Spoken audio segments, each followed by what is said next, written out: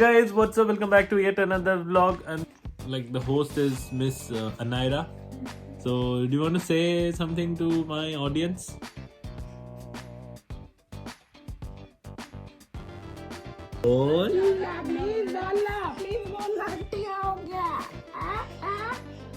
Hey guys, what's up, welcome back to yet another vlog. और सबसे पहले आप सबको मेरी तरफ से दिवाली की बहुत बहुत शुभकामनाएं। अच्छे से पटाखे वटाखे जलाना, मिठाई विठाई खाना, एंजॉय करना। ठीक है, मैं तो यहाँ पे अकेला हूँ, तो ये जो फेस्टिवल का टाइम होता है यहाँ पे स्पेशली दिवाली, पटाखे इतने जला नहीं पाते, तो इसलिए वो थोड़ा ज़्यादा मिस करते हैं। होली वोली तो खेल लेते हैं, बट हाँ, आप लोग एंजॉय करना।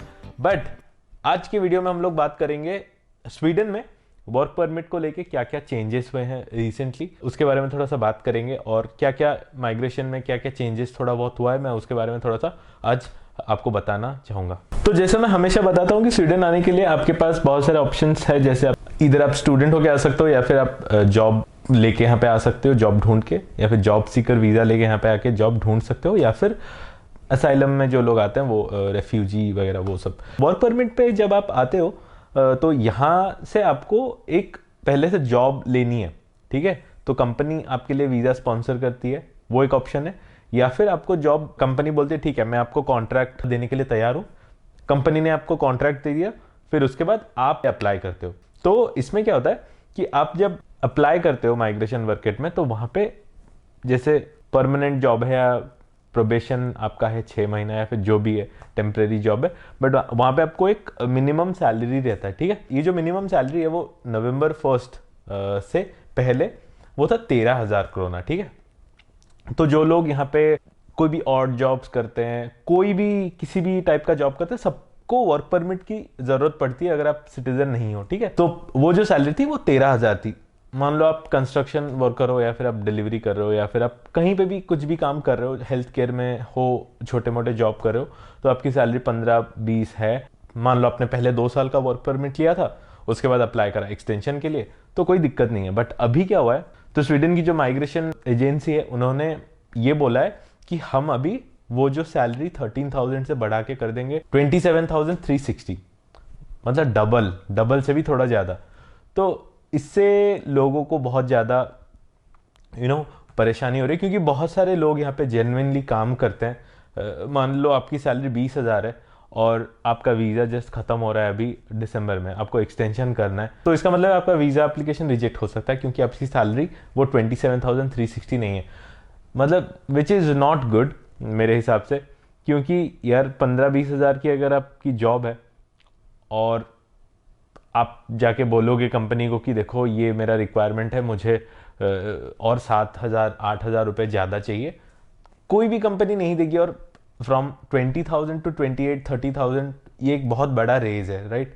तो ये चीज़ की वजह से लोग बहुत ज़्यादा परेशान हैं, क्योंकि मेरे हिसाब से यहाँ पे बहुत ही सारे चूतिए भरे पड़े हैं। I am sorry for my language, but मतलब वो लोग, मैं जैसे लास्ट टाइम ही बताया था कि लोग यहाँ पे बच्चा पैदा करते हैं और आते हैं यहाँ पे असाइलम में, क्योंकि स्वीडन बहुत लिबरल कंट्री है, और तो यहाँ पे जो सोशल बेनिफिट्स होते हैं वो बहुत अच्छे होते हैं, तो लोग उसका फ़ायदा उठाते हैं। हमारी एक बेटी है तो हमें 1350 क्राउन्स कुछ मिलता है पर मंथ। अगर आपका मान लो 2 है, 3 है, 4 है, तो इसमें बहुत ज़्यादा आपको पैसा मिलता है। तो लोग क्या करते हैं कि कुछ काम वाम तो करते नहीं, वैसे बच्चे पैदा कर लिए और वहाँ से, और जब अगर ज़्यादा बच्चे हो जाते हैं तो बहुत ज़्यादा अमाउंट मिलता है, तो फिर वो लोग उसमें अपना चला लेते हैं, तो वो लोग काम वाम नहीं करते। तो एक बंदा जो मेहनत करता है, दिन में 8-9 घंटा जॉब करता है, फिर उसको 20-22 हज़ार की सैलरी रहती है, वो मतलब अपना हक का पैसा कमाता है, और फिर उसके बाद उसके लिए ये रूल जब लाते हैं, अभी क्या हुआ कि ये सब चीज़ों के ऊपर मीटिंग बहुत ज़्यादा यहाँ पे चल रही है। जैसे बहुत लोग सपोर्ट कर रहे हैं, बहुत लोग नहीं कर रहे हैं। तो अभी खेलेफ्तियो करके एक जगह है यहाँ पे नॉर्थ में, तो वहाँ पे नॉर्थ वोल्ट की जो वहाँ पे कंपनी है, तो वहाँ पे इंडस्ट्री बना रहे हैं और थोड़ा सा डेवलपमेंट हो रहा है। तो वहाँ पे इंजीनियर्स, डॉक्टर्स, इनकी तो आवश्यकता है ही है, बट उसके साथ साथ जैसे मैंने बोला कि ऑड जॉब्स हेल्थ केयर में, स्कूल वगैरह में, तो ये सब में भी लोगों की आवश्यकता पड़ेगी।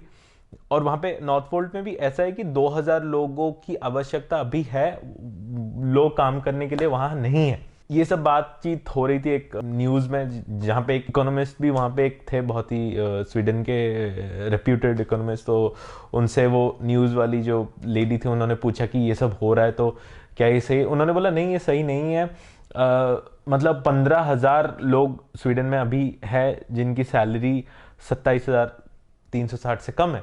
तो जब उनका एक्सटेंशन के लिए वो लोग अप्लाई करेंगे तो ऑब्वियसली उनका रिजेक्ट होगा, क्योंकि यहाँ पे सेट करा गया है इतना ज़्यादा और उनकी सैलरी कम है। तो वो एक दिक्कत है। तो यहाँ के जो मिनिस्टर है उन्होंने फिर बोला कि स्वीडन में ऑलरेडी 3 लाख लोग हैं जिनके पास जॉब नहीं है, उनको ये सब जॉब मिलेगी, but that is not feasible. Skilled भी होना चाहिए, ठीक है। खेलेस्तियो में 200 लोग ऑलरेडी ऐसे नॉर्थ वोल्ट में काम कर रहे हैं। मैंने जैसे बोला 2000 की रिक्वायरमेंट है, बट 200 ऑलरेडी वहाँ पे कर रहे हैं। उनकी सैलरी भी जो है उतना ज़्यादा नहीं है, तो ऑब्वियसली वो लोग भी वहाँ से निकल आएंगे। कहाँ से आप 2000 रिक्वायरमेंट फुलफिल करोगे और ये जो 200 निकल जाएंगे ये सैलरी के चक्कर में, कैसे क्या करोगे? उसके ऊपर एक डिस्कशन हुआ।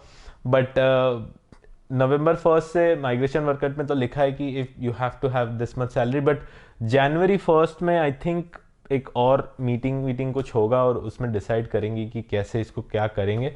बट हाँ, ये एक चीज़ जो है वो बहुत ज़्यादा लोगों में परेशानी क्रिएट कर रही है। और दूसरी चीज़ जो इमिग्रेशन के इसमें चेंज हुआ है वो है कि यहाँ पे मान लो आप शादीशुदा हो, मैं शादीशुदा हूँ और मैं चाहता हूँ कि मैं अपनी वाइफ को यहाँ पे बुलाऊं, और मेरी वाइफ जो है वो 20 साल की है। मतलब ऐसा होता है बहुत सारे केस। तो उसमें क्या होता है कि स्वीडन ने वो बढ़ा के कर दिया 21 साल।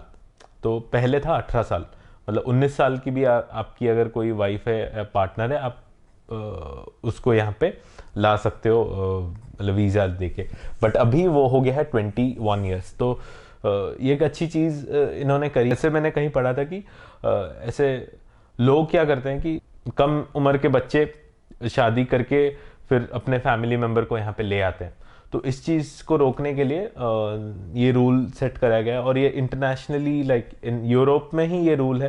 तो इसके ऊपर एक जैसे वोट लिया गया था, तो उनमें से 257 अराउंड सपोर्ट में आए कि हाँ 21 ईयर्स करना चाहिए, और 33 नहीं करे लोग हैं जो बोल रहे कि नहीं 18 इज फाइन, और 50 कितने लोग वोटिंग में पार्टिसिपेट ही नहीं करे थे। तो ये एक चीज़ है, 2 चीज़ तो यही था। बस मैं ये 2 चीज़ आपको बताना चाह रहा था। सेकंड वाला चीज़ तो इतना इंपॉर्टेंट है नहीं जो लोग मेरा वीडियो देखते हैं, बट हाँ फर्स्ट आई कैन अंडरस्टैंड कि बहुत लोग इससे हर्ट हुए हैं, बट होपफुली फ्यूचर में कुछ स्वीडिश गवर्नमेंट करे और जो लोग का एक्सटेंशन हो रहा है और सैलरी कम है उनका अच्छे से हो जाए, क्योंकि जिसको निकालना चाहिए उनको तो निकाल नहीं रहे, बट जो लोग यहाँ पे मेहनत कर रहे हैं उनको ही परेशानी का सामना करना पड़ रहा है। Anyways, thank you so much for watching this video. हो सके तो वीडियो को शेयर करना और दिवाली अच्छे से सेलिब्रेट करना।